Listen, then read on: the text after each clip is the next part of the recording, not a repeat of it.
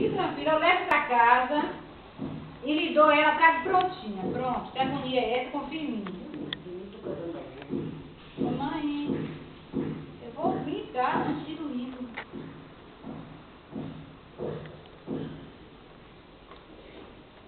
Eu lhe ajudo a fazer de Adriana. Eu levo, se não tiver terminado hoje, eu levo pra casa, amanhã termino, todinho. É mais do que pra fazer, ainda faço mais alguma coisa se quiser. Se tivesse um topzinho aí, não precisa fazer top nenhum. A Adriana é cheia de topzinho aí, eu levo, boto o Chico no top. Acabou. Fica inventando onda, vocês adoram trabalhar demais, viu, hein? Vou pegar nessa blusinha ali, que combine.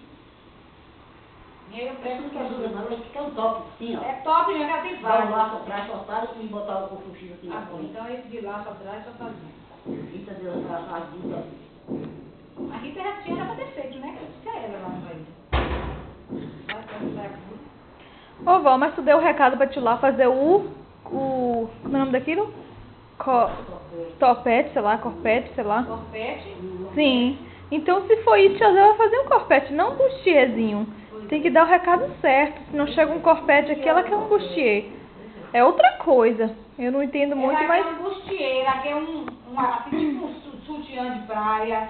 Assim, É, que amarra atrás. Amarrada um laço atrás. Pronto, agora mais fácil. É assim mesmo que ela quer. Então, Pega duas carinhas pro Chico, um assim e outra assim.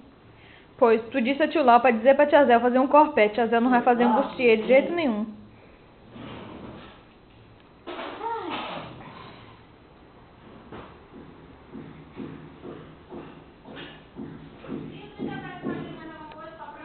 Não. Tá. Uma coisa assim, explicar, eu...